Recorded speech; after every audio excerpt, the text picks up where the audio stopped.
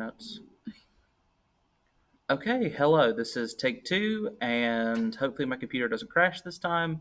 My name is Jesse Brown, and today we'll be looking at the artifact of the Truman Show. I will specifically be looking at face work. My name is Lindsay Hernandez, and I'll be doing functional and dysfunctional. So I think what we were talking about the first time is we started off with Meryl. I think that definitely her face work and her abilities to show her face the Truman they kind of differ, especially because in that first scene where Truman starts finding out that his entire world is fake and she's crossing her fingers in all of their wedding photos. I don't know if that's her blind area. Her blind area is essentially like the face that she shows others, but she doesn't know herself. I wonder if that is her subconsciously wanting to protect Truman by not lying to him outright. It's like, we're married, most definitely. My fingers aren't crossed here. But she shows a lot of dysfunctional communication because, like, for example, the crossing the fingers and stuff like that, it just creates misunderstanding and manipulation that just causes Truman, I guess, emotional harm because he eventually starts thinking, oh, is she in and out too? And for example, she only goes to Marlon for advice. He only goes to Marlon for advice, but I just feel like that shows more harm than genuine connection. And I think that's a good thing with you're saying it shows those dysfunctional relationships. Like you said, he only goes to Marlon for advice because like the first time he winds up going to his wife for any advice, she's like, "Oh, Truman, you can't go to Fiji. You're not going to be able to do anything." She's immediately her entire personality is that she's dismissive to him. She's supposed to be this perfect wife facade, but every time that Truman wants to do something that goes against the script of the show, she immediately starts like, "Oh, Truman, you can't do this. Truman, you can't do that. Remember, your father died. It was your fault."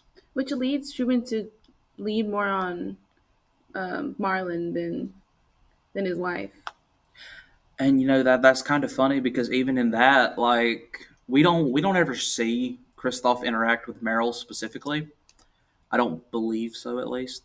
My memory of the movie is a tiny bit fuzzy. I did not rewatch it before this, No, I don't think but they did. we do see Kristoff specifically interacting with Marlon. He is telling Marlon what to say to Truman. So you have to think there, like, how much of Marlon's character is actually physically his own personality in the show, and how much is just Kristoff telling Marlon what to say. Because I feel like his feedback, Marlon's feedback, I feel like it varies depending on what Truman is talking about. Like if Truman's just talking about going to Fiji or something like that, that's whatever. But when Truman was telling Marlon about actually leaving, not just specifically talking about Fiji, because they knew Truman wasn't going to go to Fiji because he was scared of water. But once Truman started talking about actually leaving, then that's when Kristoff came in and started telling Marlon what to say to Truman. And you can definitely like you said, Marlon starts out as his own like character, but like you said, as he gets farther in, we start seeing Kristoff taking over more and more. And I think that's a good segue into kind of the biggest relationship in the show, and that's Kristoff and Truman. And I think a lot of it, Kristoff is very much so a god figure in the story. The only time he speaks to Truman is from literally the clouds and the sun itself, and it's very reminiscent of the Genesis allegory in the Bible, where God is never shown to humans, but he does speak sort of through the sky. But you see Kristoff's face work and his ability to kind of, what's a good word, convince Truman that he should stay boils down largely to him knowing what Truman's blind area is. It's, he has Truman says the line, "You didn't have a camera in my head." But ultimately, I believe that Kristoff knows Truman's blind areas better than Truman himself knows them. Kristoff essentially bred the perfect star, and so Kristoff has total control over him, whether he believes it or not.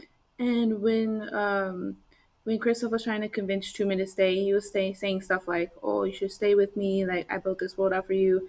I don't remember if he said something about the outside world being dangerous. I don't remember that, but I feel like that was he was just very much invalidating Truman's feelings. He was just dismissing them or minimizing them. So and overall manipulating him to try to convince him to stay on the show because I feel like that's all Christoph knows. The show. He's done the show for 40 years, which actually I'm really upset about the ending. I wish there was more.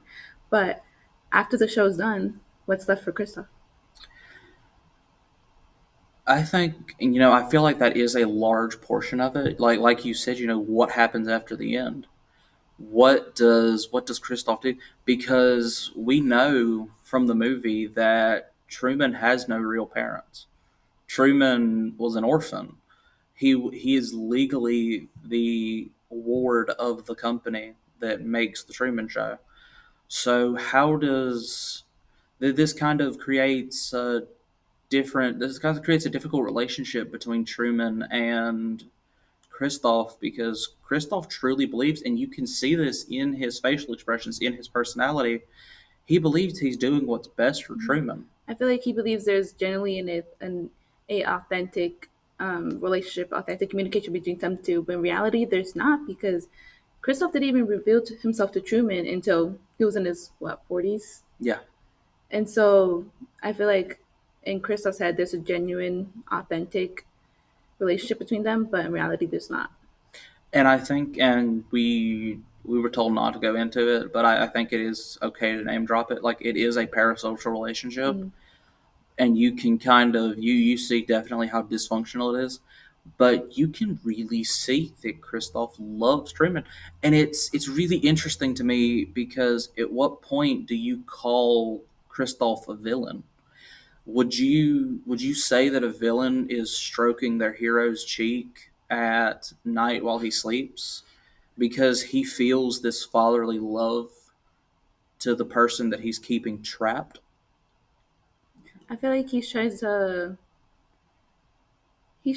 gain some empathy with Truman. Like with that, for example, that like when he was stroking the sheep, I feel like he was trying to get empathy because, well, this is my opinion or like how I viewed it. I feel like Kristoff knows like Truman wants to get out and he knows he's doing bad on Truman's side, but at the same time he wants Truman to stay because, as I said, he thinks that he has that authentic and genuine connection between them two.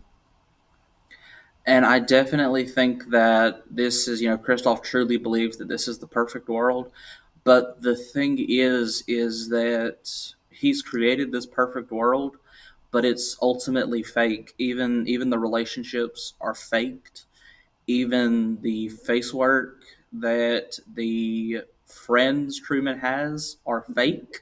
Especially with Marlon, the supportive communication that he gets from him, because he can't get it from his wife, the supportive communication and the authentic communication that he gets from Marlon, it's also all fake because it's Kristoff telling Marlon, well, mostly Kristoff telling Marlon what to say, and so I feel like all of all the communication or supportive stuff that Truman gets, in reality, it's fake. Besides from Sylvia, but But I think that's really good. But I'm afraid that will end our discussion. yeah end our discussion today. We unfortunately did not have our third group member, but we hope that you enjoyed the almost 9 minutes worth of content. Have a good day.